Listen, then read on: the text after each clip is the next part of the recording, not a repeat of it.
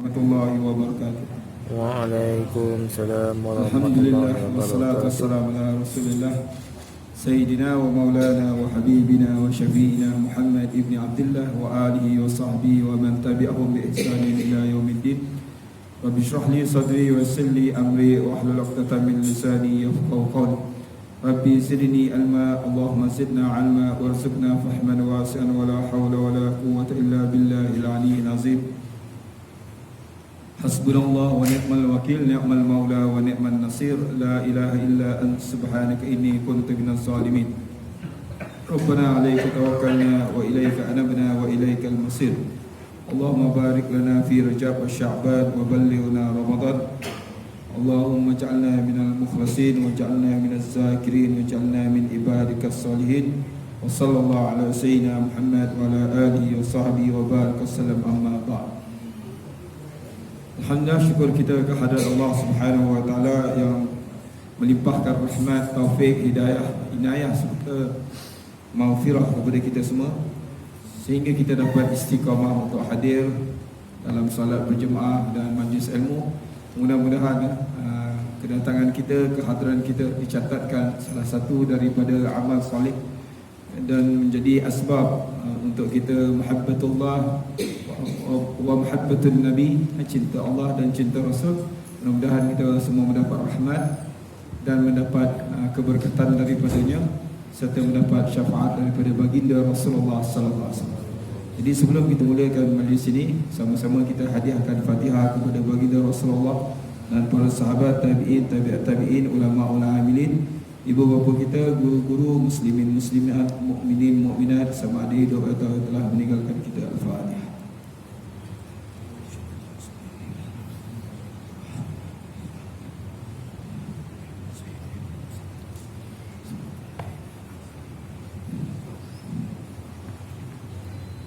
Syukur kita kehadrat Allah Subhanahu wa taala yang masih memanjangkan usia kita untuk kita hadir di dalam satu majlis yang kata Rasulullah sallallahu alaihi wasallam, apabila kamu lalu dalam taman-taman syurga, raudhah min riyadil jannah, maka hendaklah kamu singgah dan ambil manfaat. Maka sahabat bertanya, ma riyadil jannah wahai Rasulullah? Maka baginda bersabda, iaitu khuliqaz zikr, iaitu setiap halaqah-halaqah zikir, iaitu halaqah atau kumpulan-kumpulan yang hendak mengingati Allah dan mengingati Rasulullah sallallahu alaihi wasallam. Ini yang dikatakan raudhah min riyadil jannah, taman daripada taman syurga Allah Subhanahu wa taala. Dan kata ulama ada dua taman syurga ni. Yang pertama sabda baginda, ma baina baiti wa minbari raudhah min riyadil jannah, di antara mimbarku dan rumahku adalah taman-taman syurga. Jadi hanya terletak di bumi apa? Madinah, Al-Munawwarah. Yang kedua ialah setiap majlis ilmu atau majlis zikir yang membesarkan dan mengingati kita kepada Allah dan Rasulnya, ini juga dikenali sebagai raudhah min riyadil jannah. Jadi kalau tuan-tuan puan-puan berharap untuk masuk ke dalam syurga Allah Subhanahu wa taala, banyakkan kita hadir dalam khuliqaz zikr, halaqah-halaqah zikir di atas muka bumi ini. Sama ada kita membaca Al-Quran atau kita berhimpun untuk membaca zikir-zikir, berselawat, beristighfar, atau di dalam kumpulan-kumpulan majlis-majlis Allah Subhanahu wa taala.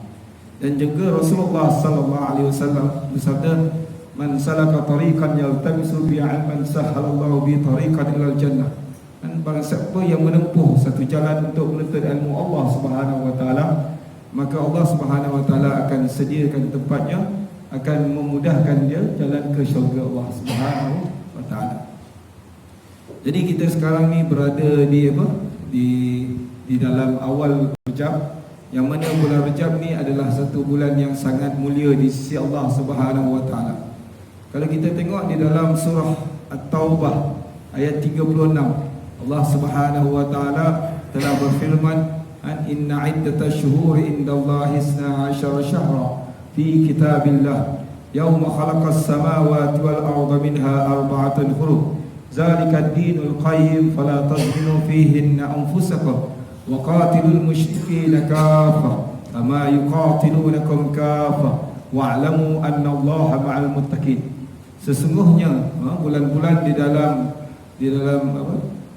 penciptaan langit dan bumi ini sebanyak 12 bulan. Inna iddatash syuhuri indallah, sungguhnya bilangan bulan-bulan di sisi Allah Subhanahu wa taala sebanyak 12 bulan. Yaitu minha arba'atun hurum, dan daripada 12 bulan tu binha, daripadanya ada 4 bulan yang haram, iaitu bulan-bulan yang sangat mulia atau bulan yang suci. Maka janganlah kamu melakukan kezaliman padanya, dan hendaklah kamu perangi. Zalikad dinul qayyim, ini adalah agama yang lurus. Dan hendaklah kamu memerangi orang-orang kafir yang memerangi Islam seluruhnya, sebagaimana mereka memerangi kamu seluruhnya. Dan ketahuilah bahawasanya Allah Subhanahu wa taala adalah Tuhan yang Maha, sesungguhnya Allah Subhanahu wa taala bersama dengan orang-orang yang bertakwa. Wa'lamu annallaha ma'al muttaqin. Jadi ya, di sini ayat ini menegaskan dan telah memansuhkan ayat yang sebelumnya, yaitu bulan-bulan haram ini tidak boleh berperang.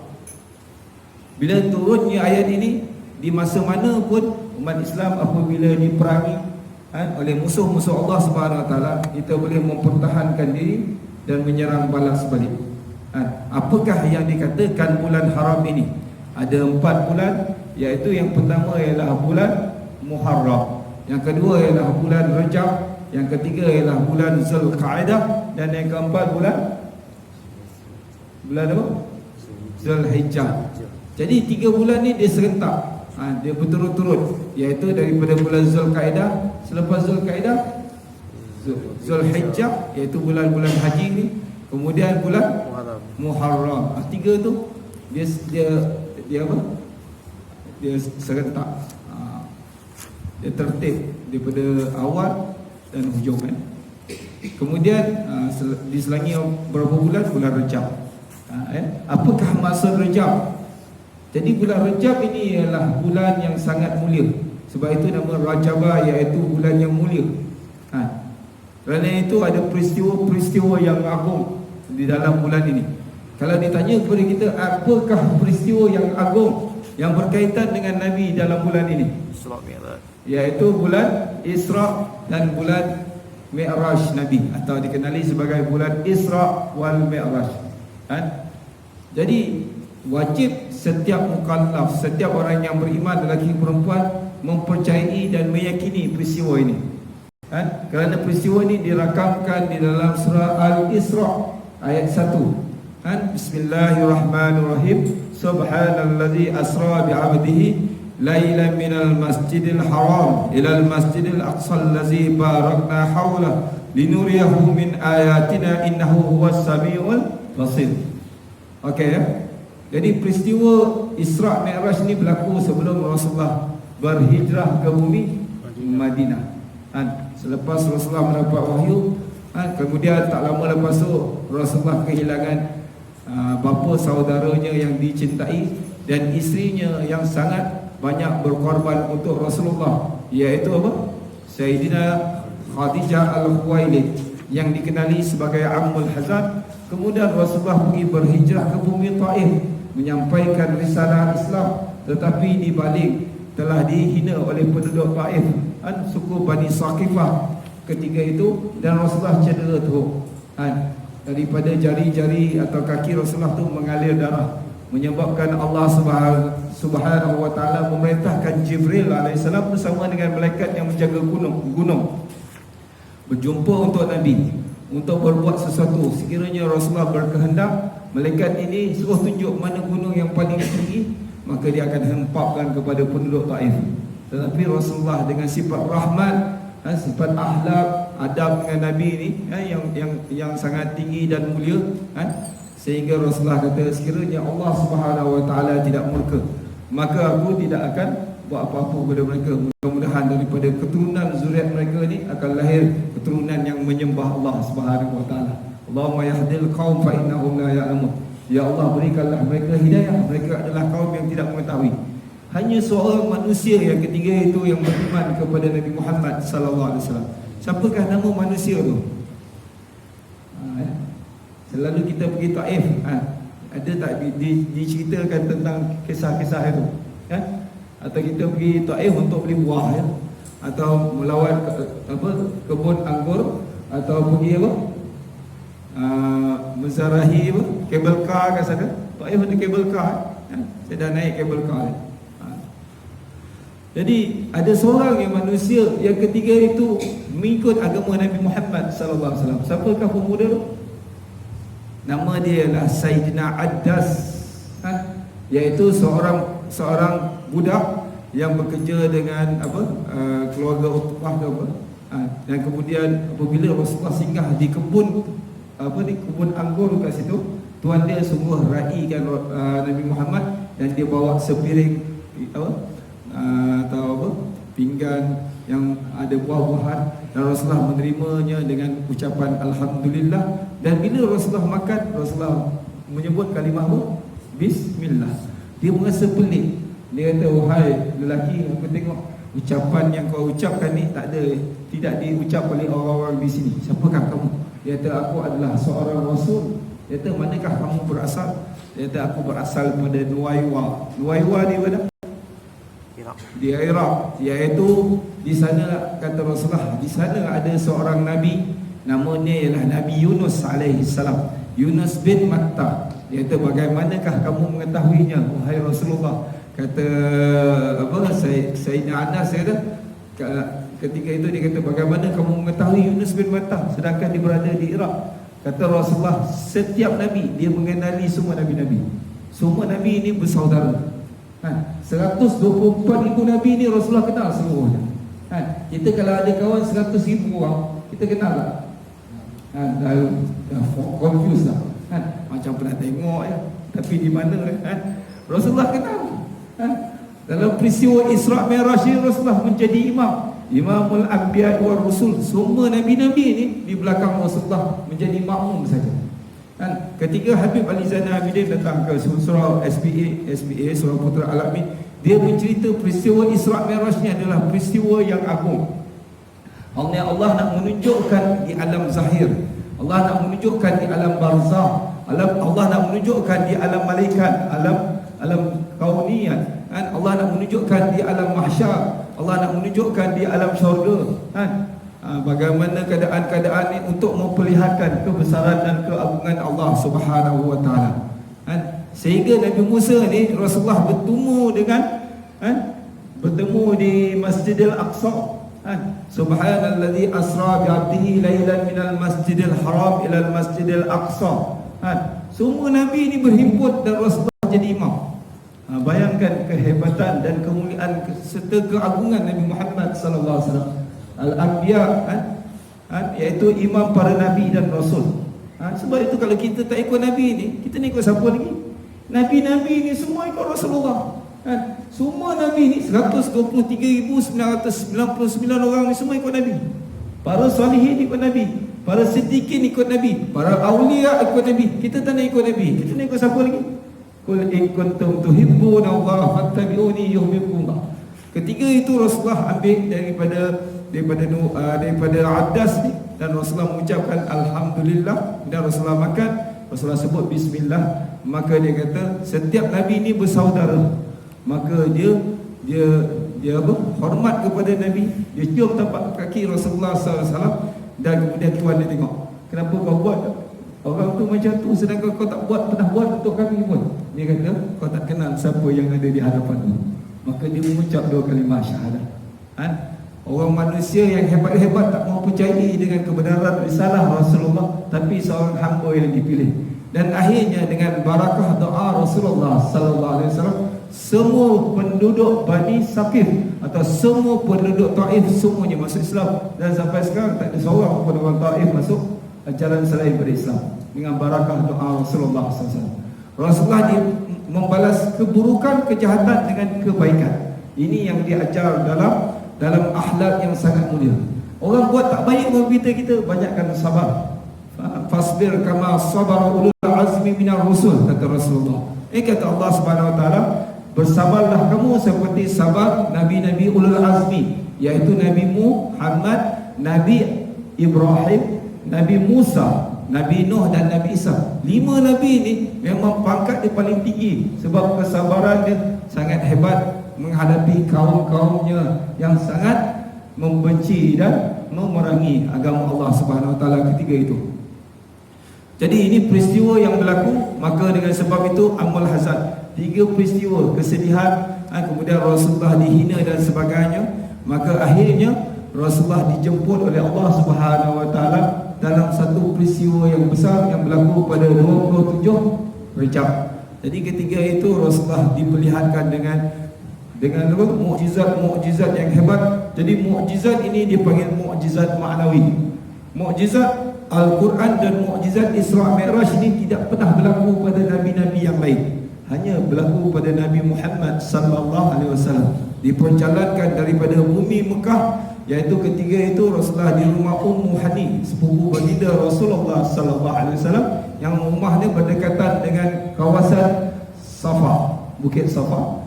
Rasulullah dijemput oleh Jibril, dibelah dadanya, dimasukkan iman, hikmah dan sebagainya, dicuci dengan air Zam-Zam. Bukan dada Rasulullah kotor sebagaimana pandangan setengah orang. Dia kata Rasulullah dicuci sebab ada darah kotor dan sebagainya. Mana ada, Rasulullah ni ialah seorang yang maksum, Rasulullah ni seorang yang mulia. Tetapi ditambahkan hikmah, ditambahkan keimanan, ditambahkan apa-apa saja yang Allah sediakan untuk Nabi untuk bertemu ke hadirat Allah Subhanahu Wa Taala. Baru Rasulullah SAW diangkat ke perjalanan itu untuk menuju ke satu tempat yang lain, menaiki burak. Dan burak yang dipilih itu ialah burak yang sangat mencintai dan merindui Rasulullah di dalam syurga. Maka Jibril pilih burak tu. Maka Rasulullah nak naik tu burak tu macam biar sikit. Maka kata Jibril, wahai burak, kau tak kenal ke siapa yang nak naik kau ni? Inilah Nabi Muhammad SAW. Baru dia cool down sikit. Jadi burak ini sekali dia melompat lebih laju daripada cahaya. Sekali terus hilang. Kalau lah kita rasa kita hebat, kita ada kereta yang hebat, kenderaan yang paling hebat di atas muka bumi ini, tidak akan dapat challenge kelajuan burak ni. Allahu Akbar. Tetapi Rasulullah SAW dengan sifat tawaduknya Nabi, Rasulullah tak pernah berbangga dengan apa yang dapat. Kata Rasulullah, aku adalah orang yang pertama sekali masuk syurga, tetapi aku tidak berbangga. Aku orang yang pertama sekali memegang liwa'ul haq di bawah semua para nabi dan rasul, para salihin, tetapi aku tidak berbangga. Sebab itu kita kena ikut cara Nabi Muhammad SAW. Jangan disebabkan harta kita, rumah kita, kekayaan kita menjadi takabur, ego sombong dan sebagainya, ada sifat kibir. Sedangkan Rasulullah SAW telah bersabda, sekiranya ada satu zarah dalam diri kita sifat sombong, maka Allah haramkan untuk kita syurga. Satu zarah atau sebesar atom dalam diri kita ni ada sifat sombong. Sombong apa? Kalau kita ada kereta besar, kalau kita gunakan di jalan Allah, tak ada sifat kesombongan, tak ada masalah. Kereta cantik-cantik ke, rumah cantik-cantik, kita gunakan untuk dakwah, untuk Islam, untuk memudahkan urusan kita, untuk memudahkan urusan keluarga kita, tak ada masalah. Jangan disebabkan dengan satu kenderaan kita atau barang-barang kita dan sebagainya menimbulkan sifat sombong dalam diri kita. Ini yang diajarkan oleh baginda Rasulullah sallallahu alaihi wasallam, dan Rasulullah singgah di beberapa tempat. Nanti saya akan ceritakan kisah Isra' Mi'raj pada minggu akan datang sebab apa, dia punya kisah itu sangat panjang. Jadi peristiwa yang kedua di dalam bulan Rejab ini apa dia?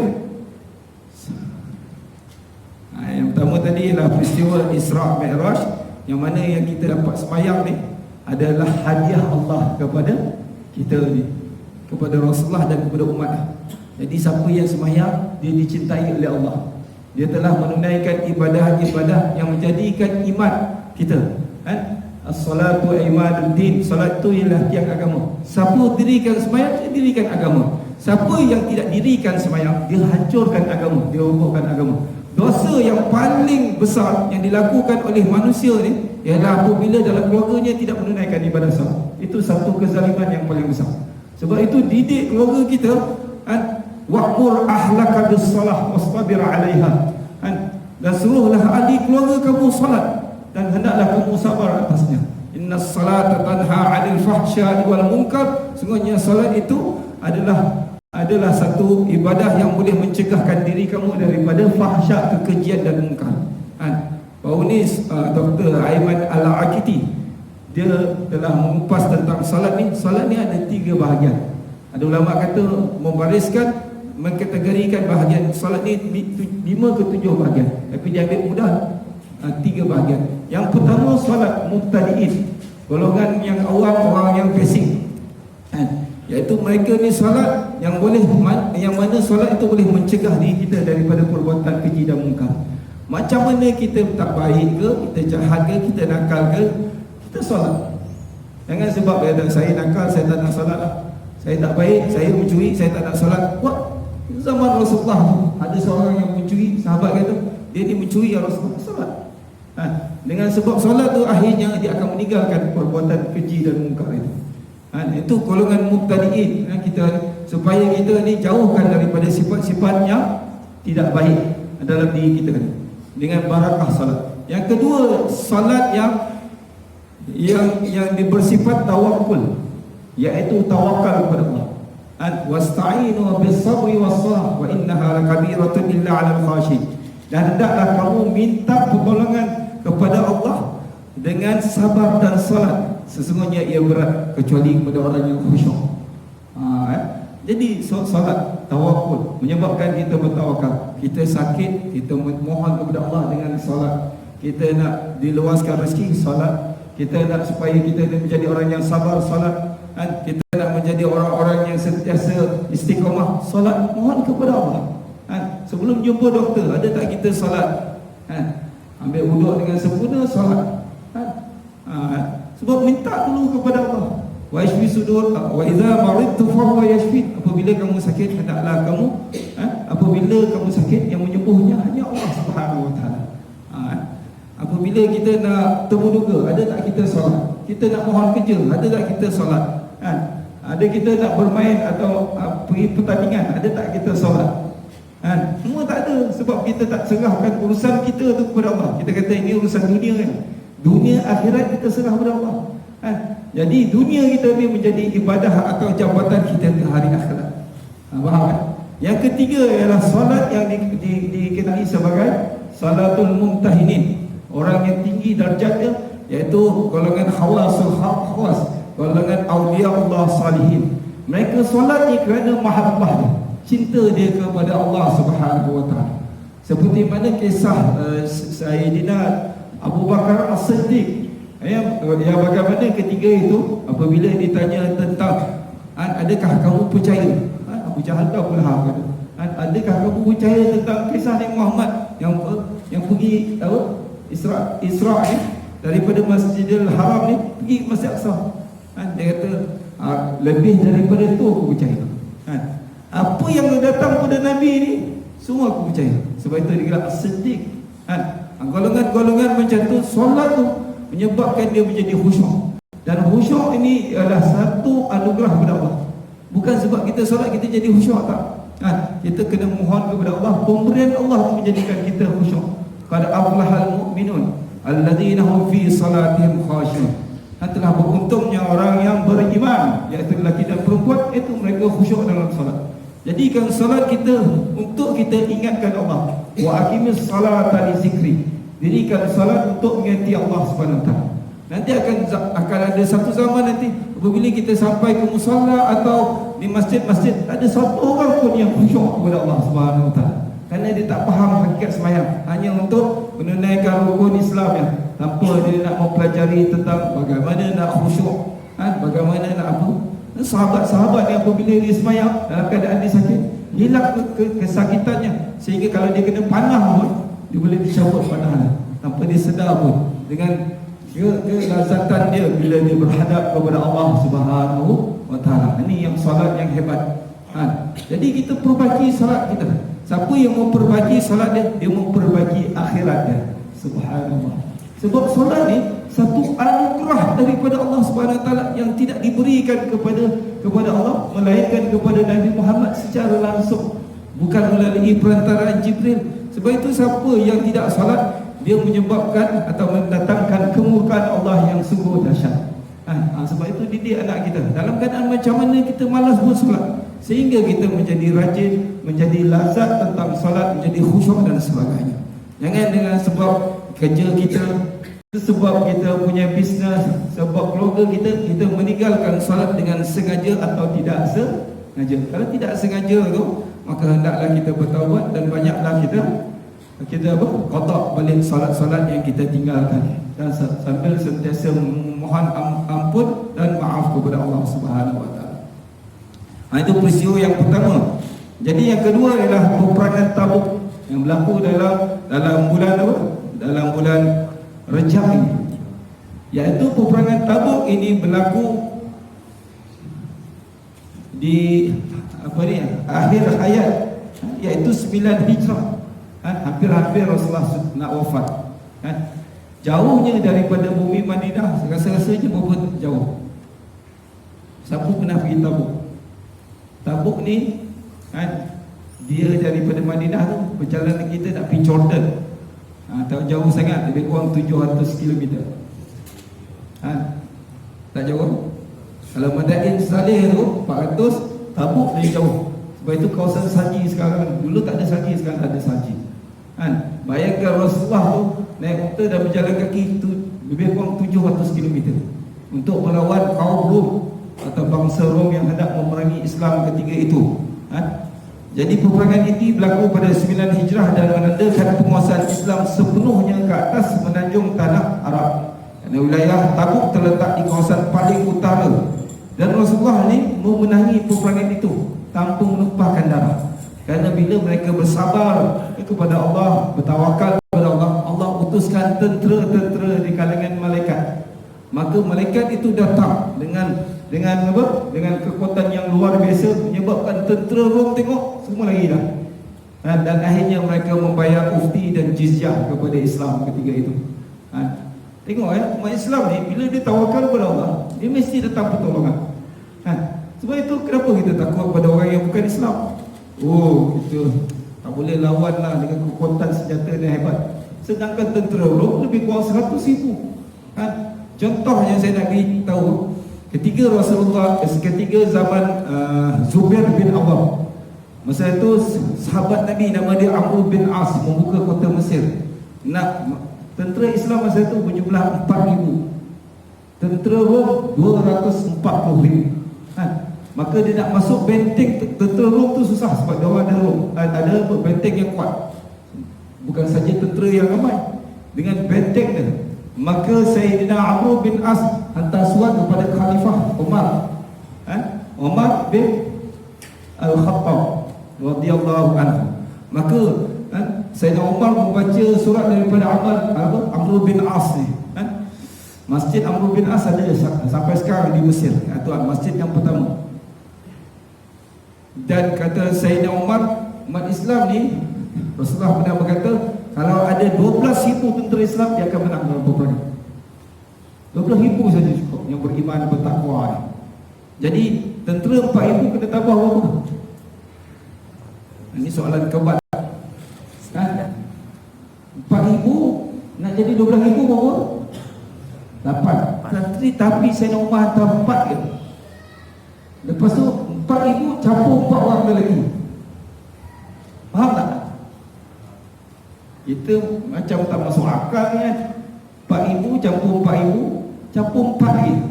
Kata Sayyidina Umar, 4 lagi yang kuatan ni, seorang ni sama kekuatan dengan 1,000 orang musuh. 1,000 orang. 1 orang sama dengan 1 batalion musuh. 2 orang, 3 orang, 4 orang. Jadi 4 campur 4,000 campur 4,000 jadi 12,000. Dia orang punya matematik macam tu. Kita punya matematik 4,000 campur 4,000 campur 4,000 baru 12,000. Ni 4,000 campur 4,000, lepas tu 4 dalam kurungan kali dengan 100 dikali dengan 1,000. Allah, pelik ya. Salah seorang daripada ni nama Zubair bin Awam, Miqdad, Usamah dengan Ubadah bin Samit. 4 orang ni dia punya kekuatan sama dengan 4,000 bala tentera. Zubair bin Awam inilah sepupu Rasulullah sallallahu alaihi wasallam. Rasulullah kata setiap nabi dia ada al-hawariyin, dan hawariyun aku ialah Zubair bin Awam. Masa perang Uhud itu, Zubair bin Awam ni dia menghadapi seorang tentera musuh yang paling kuat. Nama dia Talha, Dahirah ke apa nama dia, lebih kurang namanya tu Talha yang saya. Semua orang takut dengan dia. Dia cabar, siapa yang boleh lawan aku? Semua orang Islam takut nak menghadapi dengan Talha Tapi datangnya Zubair bin Awam seperti peluru datang, seperti panah yang keluar, dan terus dia naik dia punya unta dan menebas Sayyid Talha, dan akhirnya Talha iaitu daripada kaum kafir ketika itu mati. Tiga itu. Dan Rasulullah kata setiap orang adalah al-hawariyin, dan hawariyun aku ialah Talha bin Zubair bin Awam. Zubair bin Awam ni akhirnya syahid dalam satu peperangan pada peperangan Jamal. Jadi kita tengok, cuba tuan-tuan buka di dalam surah As-Saff. Ya ayyuhalladzina amanu, hal adullukum ala tijaratin tunjikum min azabin alim. Tu'minuna billahi wa rasulihi wa tujahiduna fi sabilillahi bi amwalikum wa anfusikum. Zalikum khairul lakum in kuntum ta'lamun. Yaghfir lakum dzunubakum wa yudkhilkum jannatin tajri min tahtiha al-anhar wa masakin thayyibatan fi jannati 'adn. Zalikal fawzul 'azim. Wa ukhra tuhibbunaha nasrun minallahi wa fathun qarib wa basyiril mu'minin. Ya ayyuhalladzina wa basyiril mu'minin. Ya ayyuhalladzina amanu kunu ansarallah kama qala Isa ibn Maryam lil hawariyin man ansari ila Allah. Qala al hawariyun nahnu ansarullah fa amana ta'ifatun min bani Israil wa kafara ta'ifah fa ayyadna allazina amanu ala aduwwihim fa asbahu zahirin. Tengok dalam surah Saf ni bagaimana Allah Subhanahu wa taala nak kata hebatnya orang Islam ni. Wahai orang yang beriman, adakah kamu, aku nak tunjukkan kamu satu perniagaan, satu bisnes yang boleh menyelamatkan kamu semua daripada api neraka. Tijaratan tunjikum min azabin alim. Nak tak? Mana ada bisnes yang boleh selamatkan kita pada api neraka? Ini satu-satunya bisnes. Tunjikum min azabin alim. Apakah perniagaan yang boleh menyelamatkan kita semua daripada api neraka? Yang pertama kata Allah, hendaklah kamu beriman kepada Allah dan Rasul, dan hendaklah kamu berjuang, berjihad di jalan Allah dengan harta benda kamu dan jiwa raga kamu. Itu adalah lebih baik bagi kamu sekiranya kamu mengetahui. Ada tiga benda yang tuan-tuan kena buat, puan-puan kena buat. Pertama, beriman kepada Allah. Yang kedua, hendaklah beriman kepada Rasulullah, tolong agama Allah ni. Yang ketiga ialah kamu kena berjihad dengan jiwa raga kamu, kena korban sikit dengan harta benda kamu. Jihad ni banyak, jihad ilmu, jihad perniagaan, jihad ekonomi. Sekarang ni ekonomi umat Islam tak berapa kuat. Kita sokong BMF, Buy Muslim First. Itu jihad ekonomi.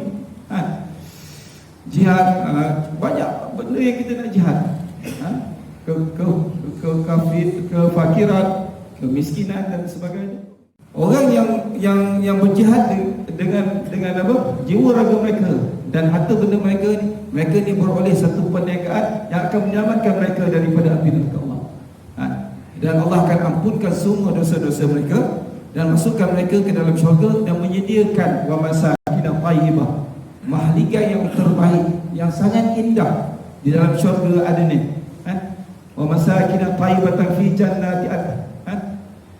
Ini adalah kejayaan yang paling agung. Apabila kita beriman kepada Allah dan Rasulnya, kita cinta Allah dan cinta Rasulnya, maka sebab itu Allah Subhanahu wa taala akan beri kita kejayaan yang agung. Kata Allah lagi, wa ukhra tuhibbunaha, ada benda yang kamu suka lagi. Nasrun minallah fathun qarib, kamu akan diberi pertolongan kepada Allah dan kemenangan yang hampir. Sebab itu zaman sahabat ni mereka tak takut langsung dengan musuh. Contohnya Khalid Al-Walid ya. Nak cerita Khalid Al-Walid ni, dia adalah jenderal peperangan Islam dan dia tidak pernah kalah masa dia jahiliyah dan dia masih Islam, dan dia menghancurkan kubu-kubu Rom dan Parsi, kerajaan yang orang kata sekarang ni seperti Amerika dan Rusia, blok timur dan blok barat tu. Dia boleh hancurkan. Ketika zaman Sayyidina Umar Al-Faruq, dia telah diturunkan pangkat jadi tentera biasa. Tentera dia yang tentera biasa tu ialah Ubaidillah bin Jarrah ni, dia jadi jenderal perang. Maka ketika dia bersama dengan tentera-tentera dia yang biasa ni, dia kata, kamu dulu dengan aku susah nak jumpa, sebab sekarang dulu aku jenderal, sekarang aku tentera biasa. Macam siapa jadi askar kat sini? Tak ada. Kalau askar private tak, senang tak jumpa jentera? Susah kan, nak bercakap kan senang kan, kecuali keluarga-keluarga dia lah, atau corporal belum tentu lagi. Dia kata, kau tanya aku sebab apa aku menang dalam peperangan, sebab apa aku tak pernah kalah. Tanyalah, dia kata. Sebab Sayyidina Umar turunkan pangkat, sebab mentaliti umat Islam cakap kalau ada Khalid Al-Walid kita boleh menang. Jadi Sayyidina Umar takut syirik, melanda umat Islam ketika itu. Sedangkan kekuatan itu atau kemenangan itu semua daripada Allah. Nasrul minallah wa fathun qarib. Jadi nak hilangkan mentaliti itu tukar pakat dulu. Padahal dia memang general, memang pakar punya. Dia kata, wahai sahabatku, aku tidak pernah kalah dalam peperangan. Sebab Nabi bersabda, orang yang berjuang di jalan Allah tu, orang yang berzikir jalan Allah tu, dia hidup. Dan orang kafir ni, orang yang tidak berzikir kepada Allah, sebenarnya dia mati. Maka disuruh pada tentera Islam, dia kata, kita adalah golongan yang hidup, kita sedang menghadapi golongan yang mati. Sebab itu tentera Islam menang. Walaupun tentera Rom masa tu, kalau kita pergi menyelusuri sejarah perang Mu'tah, 3,000 lawan 300,000 orang. Silap ada 200,000 orang. Tentera Islam 3,000, 2,200,000 orang. Tentera Khalid Al-Walid ketika itu 3 orang sahabat Nabi syahid, Abdullah bin Rawah, Ja'far Tayyar dan Zaid bin Harisah. Ja'far Tayyar ni atau Ja'far bin Abi Talib dia, wajah dia sama dengan Rasulullah, mirip dengan Rasulullah. Ketika dia pegang bendera sebelah kanan penji-penji Islam, tangan dia dipancung, putus. Lepas dia pegang sebelah kiri pula, kena pancung lagi supaya dia kepit, kemudian dia belah kepala. Maka syahid ketika itu. Dan ketika itu kata Rasulullah ketika itu di Madinah, dia kata Ja'far setelah syahid dan tangannya yang telah dipancung tu, hudung tu telah diganti dengan sayap daripada syurga. Dan Ja'far tu datang pada bumi Madinah dengan sayap dia berserta dengan malaikat, jumpa Nabi, kirim salam kepada Nabi. Kata Rasulullah, Ja'far datang dan mengucapkan terima kasih kepada Nabi, kemudian balik kepada alam sana. Wala tahsabanna allazina qutilu fi sabilillahi amwata bal ahya'un inda rabbihim yurzaqun. Jangan kamu mengira orang yang mati jalan Allah ni mati, bahkan hidup. Jadi orang yang berzikir, orang yang ingat Allah, orang yang berjuang pada Allah, di dunia dia hidup, di akhirat pun dia hidup, di alam mahsyar pun dia hidup. Di sisi Allah malah diberi rezeki oleh Allah Subhanahu wa ta'ala. Ini hebatnya dalam peperangan Rasulullah SAW. Siapa yang bantu Nabi ni? Jadi kita tengok ayat seterusnya. Wahai orang yang beriman, kata Allah, kunu ansar Allah, hendaklah kamu jadi pejuang-pejuang agama Allah. Seperti mana Nabi Isa berkata kepada kaumnya Al-Hawariyin, siapakah di antara kamu nak jadi Al-Hawariyin, iaitu orang yang hendak membantu agama Allah? Maka mereka mengatakan, qala al-hawariyun nahnu ansarullah. Maka Hawariyin kata, kamilah yang akan menjadi penegak-penegak, pendokong-pendokong, orang yang menyokong agama Allah Subhanahu wa taala.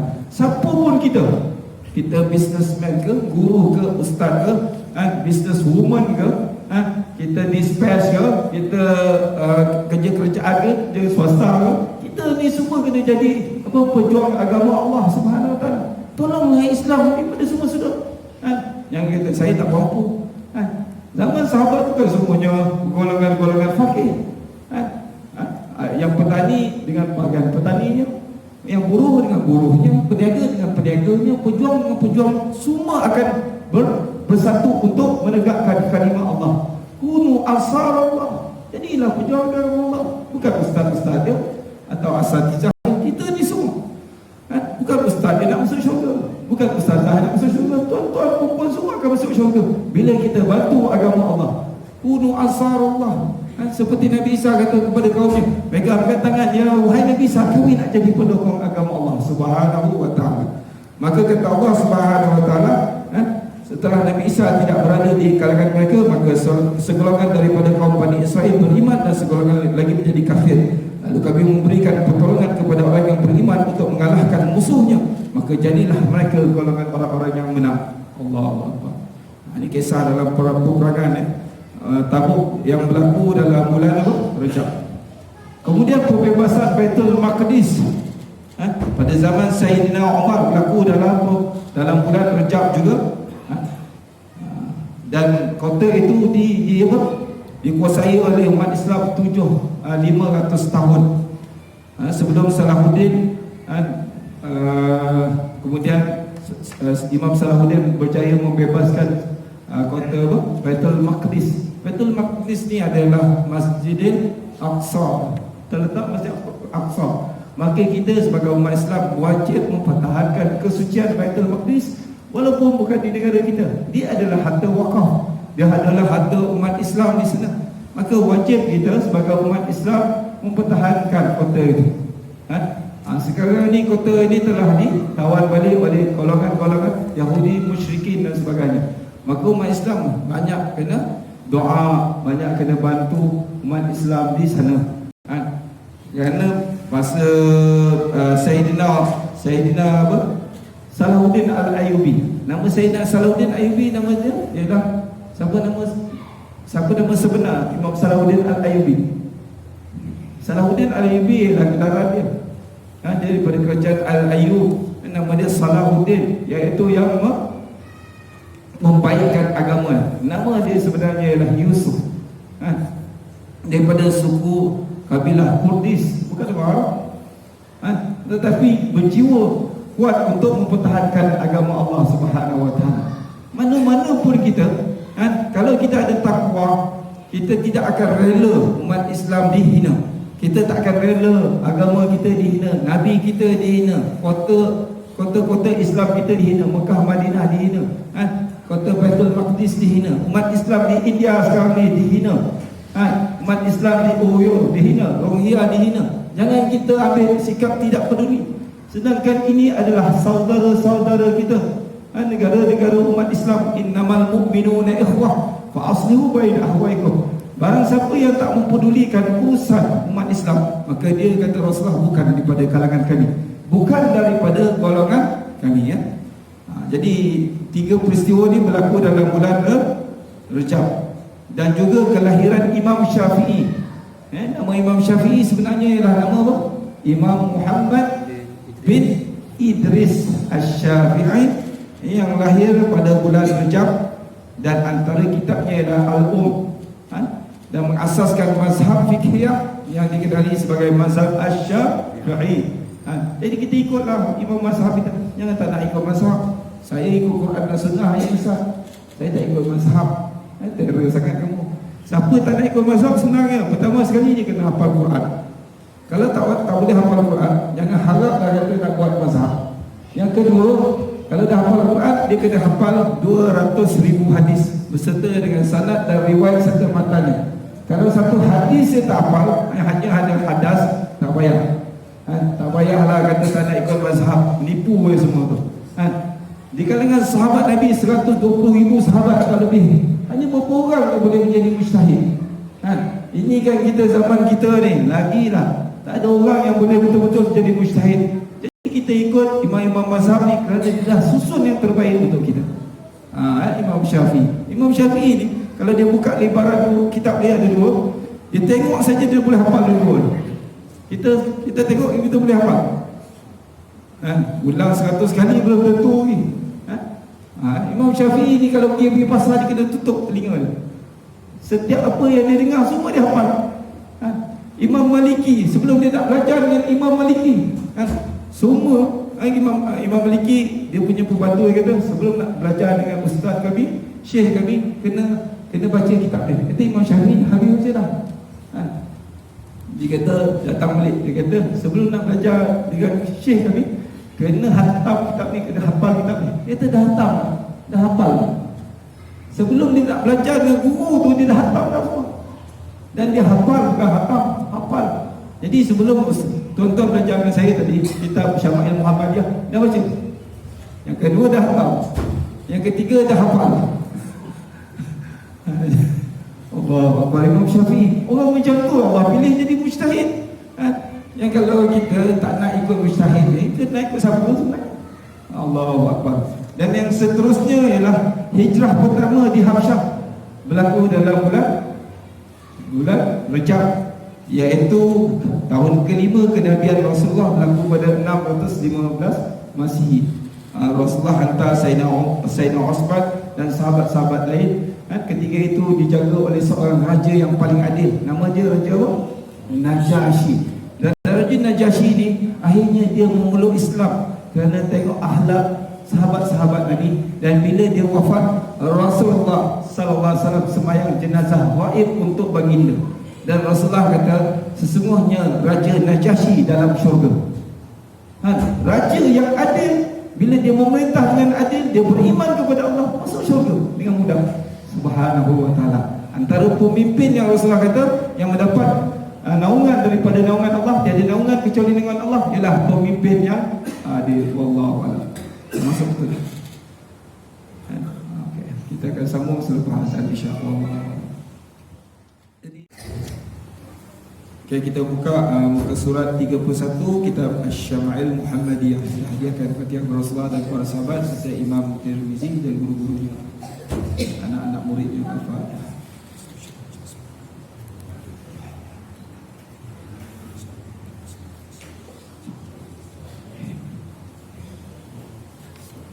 Nama Imam Tirmizi ialah nama dia ialah Muhammad bin Isa bin Sawrah, berasal daripada utara Iran di At-Tirmiz pada 209 Hijrah, dan dia wafat ketika usianya 70 tahun, iaitu pada 279 Hijrah.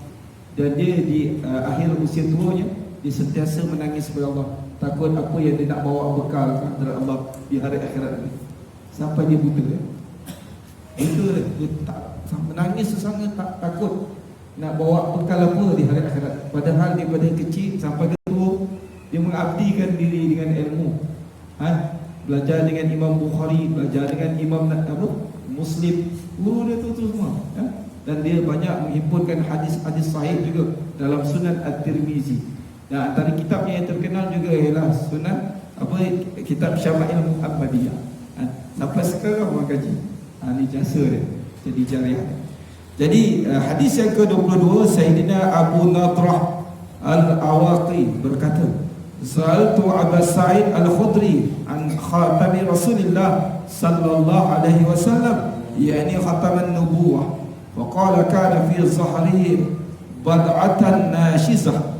Aku bertanya kepada Sayyidina Abu Sa'id Al-Khudri perihal tanda Rasulullah sallallahu alaihi wasallam, iaitu tanda kenabian. Abu Sa'id Al-Khudri ni makamnya di Baket. Dia banyak peristiwa-peristiwa yang besar yang berlaku pada Abu Sa'id Al-Khudri. Abu Sa'id Al-Khudri menjawab, tanda kenabian yang ada di bahagian belakang badan Rasulullah sallallahu alaihi wasallam berupa daging yang timbul. Ini nama dia ialah cap atau seal di antara belikat Rasulullah, seperti daging bat'atan nashizah, daging yang timbul. Hanya Nabi Muhammad saja daripada semua Nabi-Nabi yang ada seal ni, iaitu tanda Nabi akhir zaman yang dikenali sebagai Khatamun Nubuwah. Dicap ketika Nabi berumur 40 tahun oleh Jibril alaihissalam, ketika Nabi mendapat wahyu yang pertama di Gua Hira, Jabal Nur, Iqra bismi rabbikal ladzi khalaq. Jadi tanda tu hilang ketika Rasulullah wafat, dan tak ada, maksud dia tiada lagi Nabi selepas Rasulullah sallallahu alaihi wasallam. Jadi ini hebatnya Rasulullah sallallahu alaihi wasallam. Allah buat seal, maka Muhammadun aba ahadin min rijalikum walakin Rasulullah wa khataman nabiyyin. Bukanlah Nabi Muhammad tu bapa-bapa sekalian daripada kamu, tapi baginda adalah Rasulullah dan penutup segala nabi. Jadi nabi-nabi ni wajib beriman dengan Rasulullah.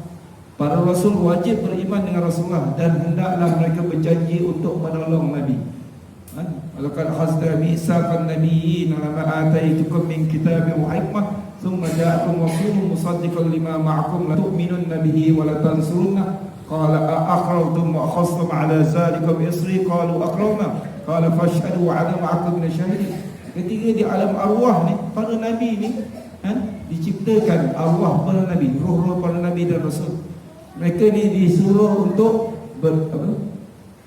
beriman kepada Nabi Muhammad SAW dan berjanji tak setia untuk menolongnya. Maka ketiga perjanjian itu dibuat, mereka berjanji untuk menolong dan beriman dengan Nabi akhir zaman ini. Maka Allah lantik mereka ini sebagai Nabi dan utusan-utusan Allah di atas muka bumi ini. Dan diletakkan perjanjian, ada dalam dalil Al-Quran. Jadi Rasulullah ni ada seal, semua Nabi akan beriman dengan Nabi. Kalau hatta Nabi Musa pun ada pada zaman Rasulullah, dia akan menolong Rasulullah. Ketiga Sayyidina Umar Al-Khattab baca kitab Taurat, Nabi kata, apa yang kamu baca? Kata kitab Taurat. Kata Nabi Musa, kata Rasulullah, kalau Nabi Musa ada pada zaman aku pun, dia akan ikut aku.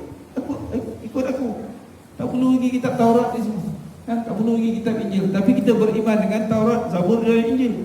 Cuma kita tak perlu lagi baca dah. Ada kat sini yang baca Taurat, Zabur, Injil, dan kita beriman saja. Kalau kita nak mengkaji perbandingan agama boleh.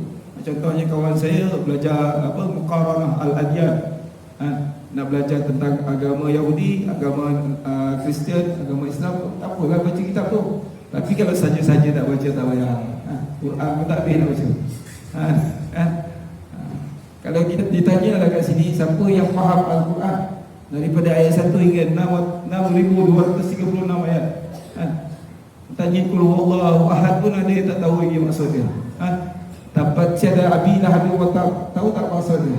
Al-Qari'ah mal-Qari'ah, tahu tak maksud dia? Kaji dulu, buka tafsir yang mudah seperti tafsir Ibn Katsir. Kalau boleh tuan-tuan perempuan ada tafsir Ibn Katsir, baca.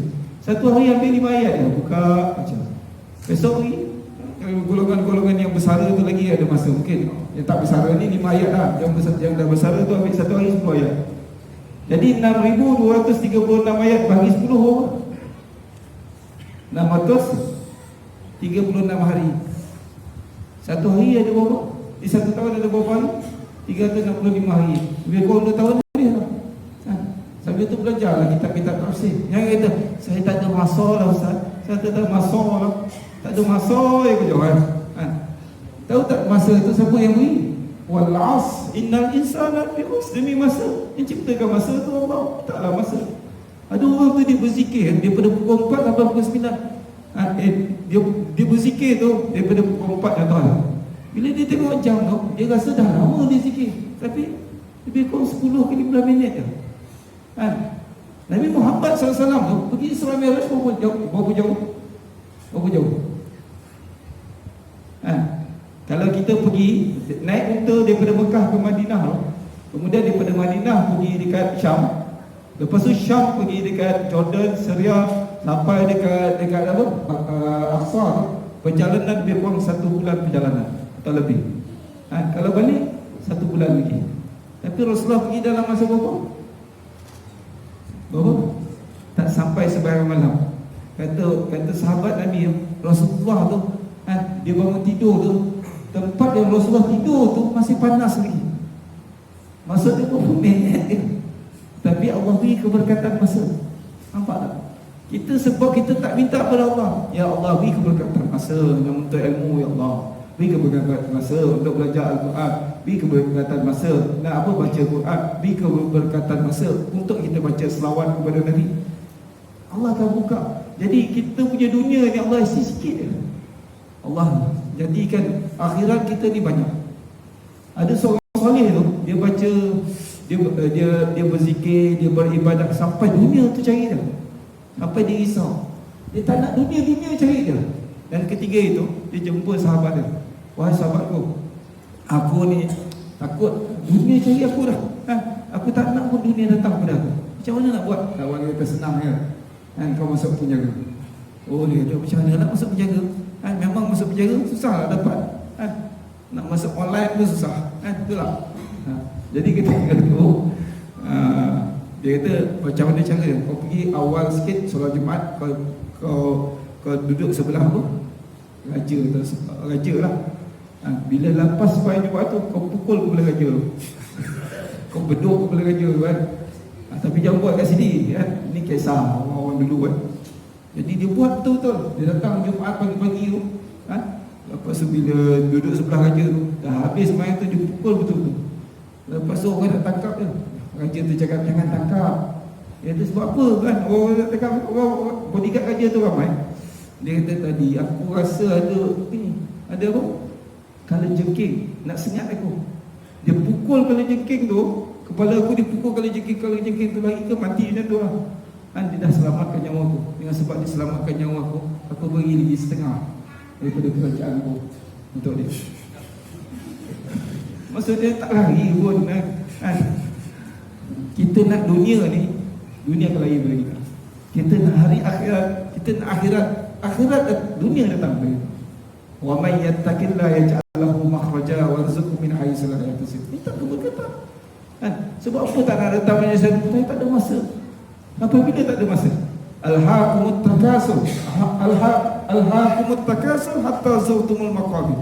Kan? Mereka ni mengumpul harta-harta kekayaan kata Allah. Kan? Sehingga masuk dalam kubur berfikir dunia. Kan? Orang yang mati tu dia sebenarnya seperti tidur. Bila dia bangun-bangun, macam air dalam kubur pun. Masa tu dia ingat harta belum bayar lagi, kan? Belum kojo habis lagi, ni semua dia ingat. Tapi masa tu dah masuk alam kubur. Masa itu kita akan menyesal dengan penyesalan yang sangat hebat. Kan? Nama dia Yaumut Taghabun, ya? Hari penyesalan. Bila kita lupa kepada Allah, Allah lupa kepada kita. Nasallahu fanasiyahu. Lupa Allah lupa kita. Fazkuruni azkurkum. Bila kita ingat Allah dah ingatkan kita. Kita ingatkan Nabi kita akan ingatkan kita. Kata Rasulullah, siapa menyampaikan salam kepada aku, maka Allah akan sampaikan ruhku ke dalam, masukkan ruhku ke dalam jasadku untuk menyampaikan salam umatku. Rasulullah kenal setiap daripada kita apabila kita selalu beri salam dan selawat kepada baginda Rasulullah sallallahu alaihi wasallam. Tengok hadis ni. Jadi tanda kenabian Rasulullah di belakang disaksikan oleh Abu Sa'id Al-Khudri ketika itu. Hadis ini bertaraf hasan, dilaporkan oleh Muhammad bin Bashar. Dan hadis yang ke-23, Sayyidina Abdullah bin Sharjis berkata, Ataitu Rasulullah sallallahu alaihi wasallam wa huwa fi unasin nasin min ashabi fadurtu hakaza min khalfi fa'arafa allazi uridu fa'alqa ar-rida' an sahri fara'aitu mawdi'al khatami ala katifai mislal jum'i hawlaha khilalun ka'annaha sa'alilu faraja'tu hatta istaqbaltuhu faqultu ghafarallahu laka ya Rasulullah faqala walaka faqala al-qawm istaghfara laka Rasulullah sallallahu alaihi wasallam faqala na'am walakum summa tala hazil ayah wastaghfir li zambika walil mu'minina wal mu'minat. Tengok lagi satu hadis. Okey ya. Sayyidina Abdullah bin Sharjis radhiyallahu anhu berkata, aku pergi menemui Rasulullah sallallahu alaihi wasallam dengan nama Nabi sallallahu alaihi wasallam. Ketika baginda sedang duduk bersama dengan sahabat-sahabatnya. Aku berjalan mundar-mandir di belakang Rasulullah. Kan? Baginda faham apa yang aku inginkan. Jadi Rasulullah ni antara mukjizat Nabi ni, dia kata baginda, aku boleh melihat di belakang aku seperti aku boleh melihat di depan. Jadi macam mana pun orang pemikiran dia semua nak buat sesuatu, Rasulullah tahu dengan izin Allah Subhanahu Wa Taala. Jadi Rasulullah faham dia ni nak sesuatu. Dengan itu baginda melepaskan selendang. Dalam hadis tu apa selendang tu dalam bahasa Arab apa dia? Ar-rida, ni rida. Rasulullah ada rida. Rida ni boleh pakai macam ini, boleh tutup kepala. Sebab itu orang perempuan pun boleh pakai rida. Sunnah Nabi. Tapi selalu kita beli juga kan, tapi nama dia Mafla Chelsea, Manchester United, Putrajaya. Tak apa, kita tukar jadi rida. Rida dia boleh pakai macam ni, tutup kan. Rida ni setiap orang kena pakai. RM10 je kan. Macam ni pun boleh apa. Jadi Rasulullah tutup badan Nabi. Rida ni banyak kegunaan ya. Kalau ada gangguan pakai rida. Ada satu orang tu dia jumpa Rasulullah. Dia kata orang ni jadi sakit gila. Rasulullah pukul dengan rida belakang ni. Ya, wahai musuh Allah, keluar. Keluar seperti belatu hitam. maka orang tu sembuh dia gila. Itu rida. Saya pernah dulu belajar di pondok Tuan Guru Haji Ali Seliau. Ada orang tu kena gangguan syaitan ni semua sebab kawasan tu kawasan jin. Dia pukul, dia baca selawat ke, dia baca apa ayat Quran, pukul belakang. Atau rida dia pukul. Nak alaskan. Kadang-kadang Rasul ambil rida dia pergi bersahabat. Duduk di situ hampa. Dia banyaklah kegunaan rida ni. Jadi dia sunnah. Pakai lah rida ni. Orang perempuan pakai rida. Dan niat ikut sunnah. Kalau niat tu fashion kan, dapatlah fashion ni kan. Jadi ketika itu Rasulullah SAW melepaskan selendang yang menutup di belakang baginda. Fa'alqar rida an sahri. Maka Rasulullah buka rida, lepaskan. Fara'aitu mawdan, dan aku melihat tempat ada khataman nubuwah di belakang badan baginda. Aku dapat melihat letak tanda kenabian yang berada di antara kedua-dua bahunya, iaitu antara berikat Nabi. Besar dia segenggam tangan. Besar. Ini saya punya genggaman. Orang genggaman orang Melayu kan. Genggaman orang Arab besar sikit. Kalau dia tumbuk kita habis lah kita kan. Sayyidina Umar tu tak besar dia macam mana. Sayyidina Umar kalau dia naik kuda, kaki dia sampai ke bawah. Sampai ke bawah. Kita sampai ke mana? Tergantung kan. Tinggi Sayyidina Umar mungkin 2 meter lebih. Kalau sebab itu Sayyidina Umar dia tak takut siapa pun. Sebab orang tahu dia punya hebat kan. Dia boleh cabar orang. Siapa yang nak halang aku pergi hijrah Nabi, siap. Siap-siap dia akan menjadi anak keluarga, dia dapat anak yatim, jadi janda dan sebagainya. Dia dah siap cabar. Dia pergi hijrah seorang. Tak ada seorang pun berani nak halang. Jadi di sekeliling kawasan Khatamun Nubuwah ni, kata sahabat ni, ada bintik kehitam-hitaman seperti kumpulan jerawat. Sebelum pulang aku berhadap dengan Rasulullah sallallahu alaihi wasallam dan berkata kepadanya, wahai Rasulullah, dia minta doa, semoga Allah mengampunimu. Dia minta semoga Allah ampunkan. Rasulullah ni Allah dah beritahu dah.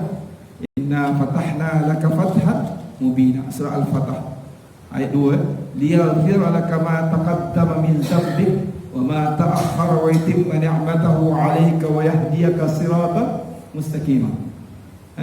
Sesungguhnya kami telah buka kepada kau ya Rasulullah pembukaan yang nyata, dan kami telah ampunkan semua kesalahan kamu, kesalahan yang ada sebelumnya dan kesalahan yang akan berlaku selepasnya. Wa yutimma ni'matahu, dan menyempurnakan nikmat ke atas kau dan memberikan kau petunjuk jalan siratan mustaqimah. Jadi siapa nak ikut jalan siratan mustaqimah, yang tuan-tuan perempuan selalu baca tu, ihdinas siratal mustaqim, kena ikut jalan Nabi. Tak boleh ikut jalan lain dah. Kita nak buat reka jalan kita, highway kita, tak nak ikut jalan Rasulullah boleh. Itu yang dah dapat apa? Nabi palsu, ajaran palsu, sebab tak nak ikut jalan Rasulullah sallallahu alaihi wasallam. Jadi dia kata semoga Allah ampunkan dosanya. Bila Rasulullah dengar dia berdoa macam tu, kata Rasulullah berkata, begitu juga denganmu. Maka para sahabat berada di situ bertanya kepada Abdullah bin Sarjis, adakah Rasulullah SAW memohon keampunan buatmu? Maka Abdullah Sarjis menjawab, ya, begitu juga untuk kamu. Kemudian Abdullah Sarjis membaca ayat, tuan-tuan buka di dalam surah Muhammad sallallahu alaihi wasallam, ayat apa? Ayat 19. Fa'lam annahu la ilaha illallah wastaghfir li dzambika walil mu'minina wal mu'minat wallahu ya'lamu mutaqallabakum wa maswaakum. Dan ketahuilah bahawa tiada Tuhan melainkan Allah, dan mintalah permohonan keampunan bagi dosamu dan bagi orang yang beriman, lelaki dan perempuan. Dan Allah mengetahui tempat kediamanmu dan tempat kamu meletakkan barangmu, makanan. Allah ya'lamu mutaqallabakum wa maswaakum. Tengok ayat ni Allah suruh kita ni mohon keampunan untuk sekalian kaum muslimin muslimat. Antara istighfar yang saya dapat ijazah tu, saya rasa saya dah beritahu kat sini, daripada Habib Ali Zainal Abidin, sama-sama baca astaghfirullah lil mu'minin wal mu'minat sebanyak 27 kali. Ya Allah, berikanlah keampunan kepada dosa sekalian kaum muslimin muslimat sebanyak 27 kali. Siapa yang baca tu setiap hari 27 kali saja, Jangan kurang, jangan lebih. Maka Allah akan beri rahmat kepadanya sebanyak mana bilangan orang Islam yang berada di atas muka bumi. 1.8 ke 2 bilion. Rahmat tu datang beri kita. Nak tak? Baca lah. Okay, sama-sama baca 27 kali ya. Kita tengok berapa minit yang kita baca. Sama-sama. Astaghfirullah lil mu'minin wal mu'minat. Astaghfirullah lil mu'minin wal mu'minat. Astaghfirullah lil mu'minin wal mu'minat. Astaghfirullah lil mu'minin wal mu'minat. Astaghfirullah lil mu'minin wal mu'minat. Astaghfirullah lil mu'minin wal mu'minat. Astaghfirullah lil mu'minin wal mu'minat. Astaghfirullah lil mu'minin wal mu'minat. Astaghfirullah lil mu'minin wal mu'minat. Astaghfirullah lil mu'minin wal mu'minat. Astaghfirullah lil mu'minin wal mu'minat. Astaghfirullah lil mu'minin wal mu'minat. Astaghfirullah lil mu'minin wal mu'minat. Astaghfirullah lil mu'minin wal mu'minat. Astaghfirullah lil mu'minin wal mu'minat. Astaghfirullah lil mu'minin wal mu'minat. Astaghfirullah lil mu'minin wal mu'minat. Astaghfirullah lil mu'minin wal mu'minat. Astaghfirullah lil mu'minin wal mu'minat. Astaghfirullah lil mu'minin wal mu'minat. Astaghfirullah lil mu'minin wal mu'minat. Astaghfirullah lil mu'minin wal mu'minat. Astaghfirullah lil mu'minin wal mu'minat. Astaghfirullah lil mu'minin wal mu'minat. Astaghfirullah lil mu'minin wal mu'minat. Astaghfirullah lil mu'minin wal mu'minat. Astaghfirullah lil mu'minin wal mu'minat. Apa tu? Oh minit. Atau minit dia. Rahmat datang. Buat mudah-mudahan kita diampuni oleh Allah, keluarga kita, ibu bapa kita, anak-anak saudara kita yang hadir dan tidak hadir, kaum muslimin muslimat, dan mudah-mudahan kita mendapat rahmat dan keberkatan daripada Allah. Masukkan kita bersama ibu bapa kita, saudara keturunan kita, anak-anak kita yang hadir dan tidak hadir ini bersama Rasulullah dalam syurga Jannatul Firdaus Naim, dan mudah-mudahan Allah pimpin kan, jadikan kita ini masuk syurga tanpa hisab dan diampunkan segala kesalahan kita. Wallahu a'lam wa billahi taufiq wal hidayah. Wassalamualaikum warahmatullahi wabarakatuh. Kita tangguh majlis ini dengan tasbih kifarah dan suratul As.